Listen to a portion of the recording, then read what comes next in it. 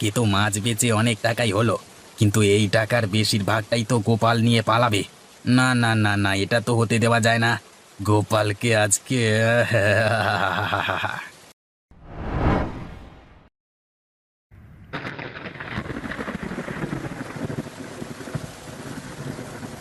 ওগো বউ, এবার কি হবে বলো দেখি আমাদের। 3 দিন ধরে এক নাগাড়ে বৃষ্টি পড়েই যাচ্ছে। ওদিকে যে জমি রাস্তা সমস্ত কিছুই জলের তলায় ডুবে গেছে গো। সেই তো গো, খাল পাড়ের ওই কয়েক কাঠা জমিই আমাদের ভরসা।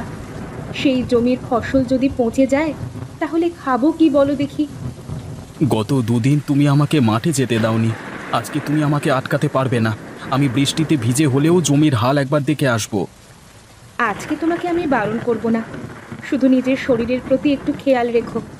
এই সময় জ্বর সর্দি বাঁধালে ওষুধ কিনবার টাকা পর্যন্ত আমাদের কাছে নেই। ঠিক আছে গিন্নি, সে দেখা যাবে ক্ষণ। তুমি আমাকে এখন কিছু খেতে দাও দেখি, আমি দুটো খেয়ে জমির হালটা দেখে আসি। ঠিক আছে, তুমি বসো, আমি তোমার জন্য পান্তা ভাত আর কাঁচা মরিচ নিয়ে আসছি।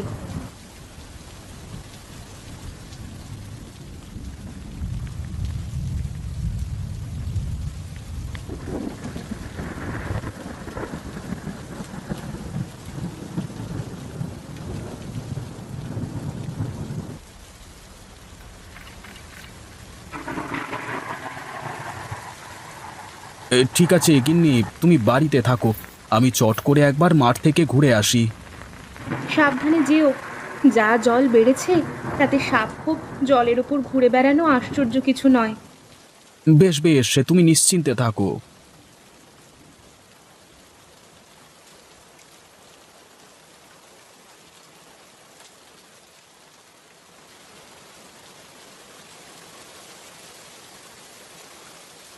দত্তেরিকা, সেই কখন থেকে জাল ফেলেই যাচ্ছি, একটা মাছও তো উঠবার নাম নেই। 10-12টা মাছ উঠলে লোকের ঘরে গিয়ে বিক্রি করে কিছু টাকা পয়সা কামিয়ে নিতাম, কিন্তু কই, মাছের তো দেখা পাচ্ছি না। দত্তেরি।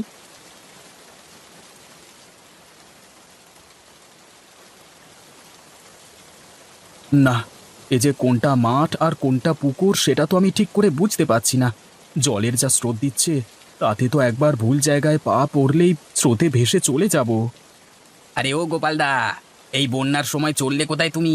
স্রোতে ভেসে মারা পড়বে যে। হ্যাঁ গো হারান ভাই, ওই ভয় তো এগোতে পারছি না। এখন জমিটা একবার দেখতে যাব ভাবলাম, কিন্তু কোনটা জমি কোনটা নদী কিছুই তো বুঝতে পারছি না। জমি বলতে তোমার সেই খালপাড়ের জমিটা নাকি? হ্যাঁ গো, সেই জমিটাই বটে, কিন্তু এখন কি করব বলো দেখি। না না, মাথা খারাপ নাকি? এই সময় ওখানে যাওয়া মানে বিপদকে নিজের কাছে ডেকে আনা। সে তো বটেই, তা তুমি এখানে ডিঙি নিয়ে কি করছো? মাছ ধরছো নাকি? হ্যাঁ, মাছ ধরতেই তো এসেছিলাম, কিন্তু দুর্ভাগ্য, জানি না কেন একটা মাছও উঠলো না। মাছগুলো সব গেল কোথায় কে জানে। আচ্ছা হারান ভাই, তুমি যখন মাছ পাওনি, তাহলে তোমার ডিঙিতে করে একবার আমার জমিটাতে ঘুরে আসা যায় না? হ্যাঁ, সেটা হতে পারে। এখানে তো শুধু শুধু সময় নষ্ট করে লাভ নেই, তোমাকে নিয়ে গেলে বরং তোমার উপকার হবে। আচ্ছা এসো এসো, ডিঙিতে উঠে এসো।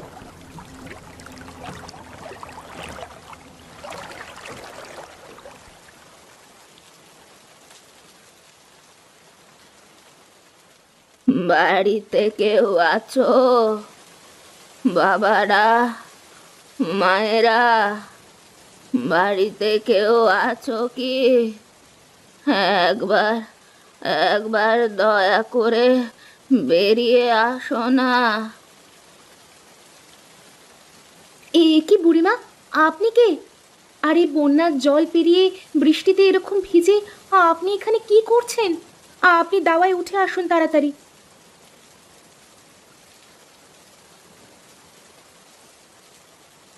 হ্যাঁ বুড়িমা, এবার বলুন তো, আপনি এই বৃষ্টির সময় ভিজে ভিজে অসুস্থ শরীরে এদিক ওদিক ঘুরে বেড়াচ্ছিলেন কেন? মারে, আমার পরিচয় জেনে কি হবে?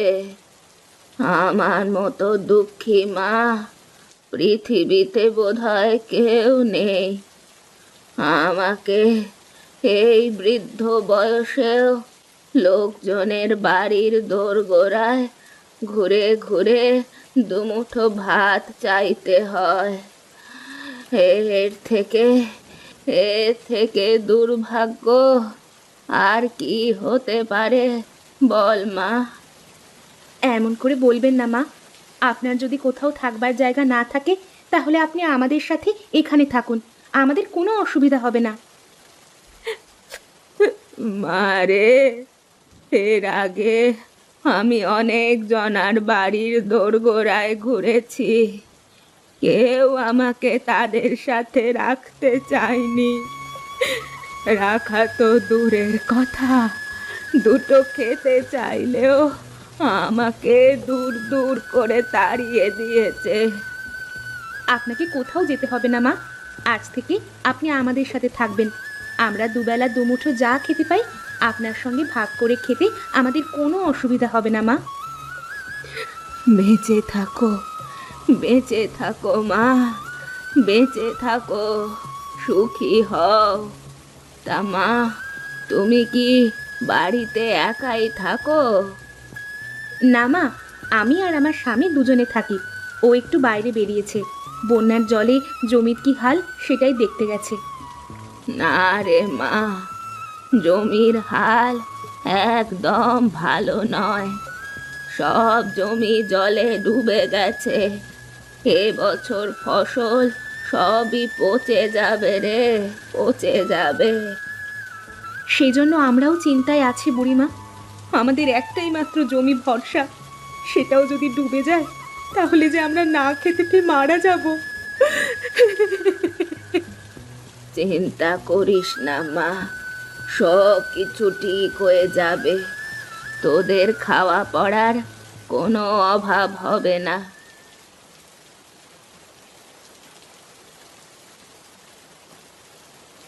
গিন্নি, আরে ও গিন্নি, কোথায় গো তুমি?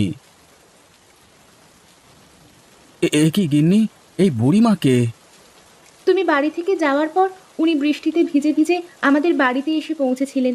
ওনার যাবার কোনো জায়গা নেই, তাই উনি আজ থেকে আমাদের সাথেই থাকবেন। তা বেশ করেছো গিন্নি, কিন্তু গিন্নি এদিকে তো খবর ভালো নয় গো। বন্যার জল যে খাল ছাড়িয়ে এক মানুষ ওপর দিয়ে যাচ্ছে, আমাদের জমির কোনো অস্তিত্ব পেলাম না গো। এবার তাহলে কি হবে? কিছু না করলে যে বাড়িতে চাল ডাল কিনবারও পয়সাটা নেই। হ্যাঁ, সেটাই তো ভাবছি গো গিন্নি। এখন ওপরওয়ালাই কৃপা, ভাগ্যে যা আছে সেটাই হবে।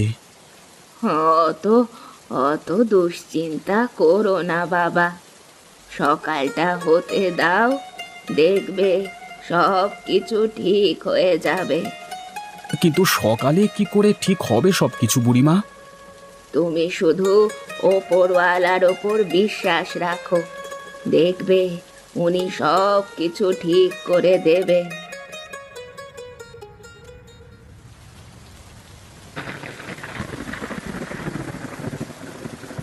কই গো, কোথায় গেলে তুমি? একবার তাড়াতাড়ি বাইরে এসে দেখে যাও। কি যে আশ্চর্য কাণ্ড গো! আরে কি হলো গিন্নি, তুমি সকালবেলায় এরকম চিৎকার চেঁচামেচি করছো কেন? কি দেখে এত চেঁচাচ্ছ? হ্যাঁ, ওগো, তুমি একবার সামনে উঠোনে তাকিয়ে দেখো না, দেখবে তুমিও চিৎকার করতে শুরু করে দেবে। কই দেখি। এ কি গো গিন্নি, এ যে তাজ্জব ব্যাপার, বানের জলে এত মাছ ভেসে এলো কোথা থেকে? ওগো, যেখান থেকেই আসুক, এ নিশ্চয়ই ওপরওয়ালা আমাদের জন্য পুরস্কার হিসেবে পাঠিয়েছেন। তুমি দাঁড়াও, আমি ঝুড়ি নিয়ে এসে মাছগুলোকে তুলে নিই।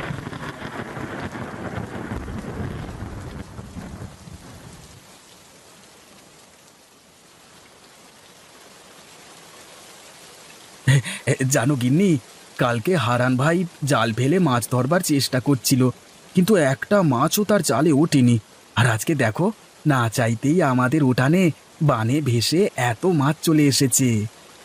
তাই নাকি গো? তাহলে আর বলছি কি গিন্নি, কিন্তু গিন্নি এত মাছ এখন কি করা যায় বলো তো? তুমি একটা কাজ করো, এত মাছ তো আমরা খেতে পারবো না।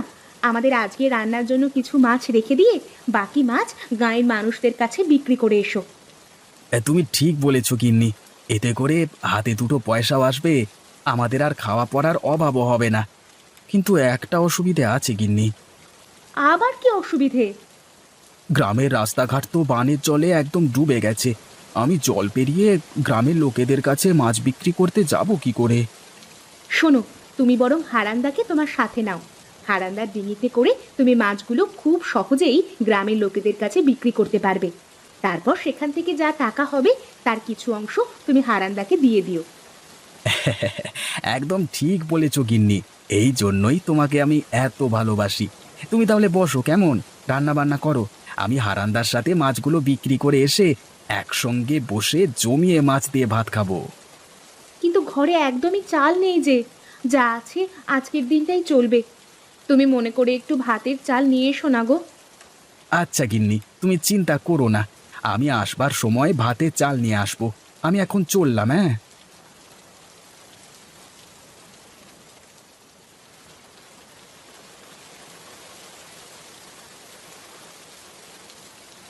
এ কি গো গোপাল ভাই, তুমি এত মাছ কোথায় পেলে? আমি তো সকাল থেকে আজ একটা মাছও পাইনি।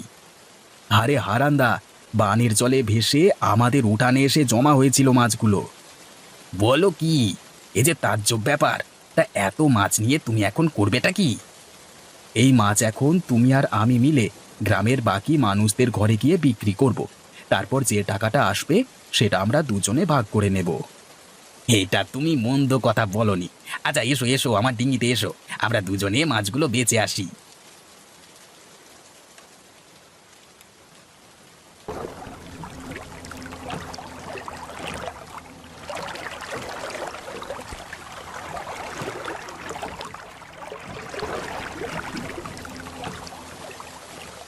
আরে তোমরা দুজন এখন এখানে, কি ব্যাপার?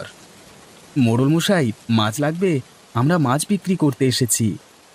আরে হারাম তো দুদিন ধরে মাছ ধরে উঠতে পারে না, আর আজকে এত মাছ পেলে কোথায়? সে অনেক কথা মোড়ল মশাই, আপনি চান তো বাকি যে কটা মাছ আছে সব কটাই আপনাকে দিয়ে যাই, সব মিলিয়ে ওই 1000 টাকার মতো হবে। আচ্ছা বেশ, তাই দাও। এই নাও গোপাল, তোমার 1000 টাকা। আবার মাছ পেলে আমাকে কিন্তু অবশ্যই দিয়ে যেও, হ্যাঁ। আচ্ছা মোড়ল মশাই, অবশ্যই দিয়ে যাব।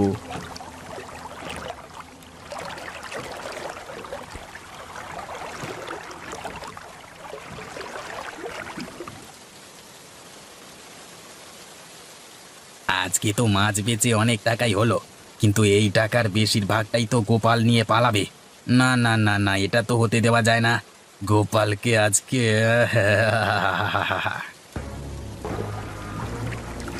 এ কি হারান্দা, তুমি কি করছো আমার সাথে? আমাকে বাঁচাও, আমাকে এখান থেকে উদ্ধার করো, না হলে আমি বন্যার জলে ভেসে মারা যাব। হারান্দা, উদ্ধার করো। যদি বাঁচতে চাও তবে আজকের ব্যবসার পুরো টাকাটা আমার হাতে তুলে দাও। আমার আমার 1 টাকাও চাই না হারান্দা, এই নাও তোমার সব টাকা, তুমি শুধু আমাকে বাঁচাও এখান থেকে। তোমাকে আর বাঁচিয়ে কি হবে, তুমি বরং এখানেই মরো। আমি তোমার বাড়িতে যেয়ে কাঁদো কাঁদো মুখ করে বলবো, গোপালদা বন্যার জলে ভেসে গেছি। না হারান্দা, এমনটা করো না, আমার পরিবার না খেতে পেয়ে মারা যাবে। সে সব আমার দেখে কি হবে, তুমি বরং এখানে হাবুডুবু খাও। হ্যাঁ, আমি চলি।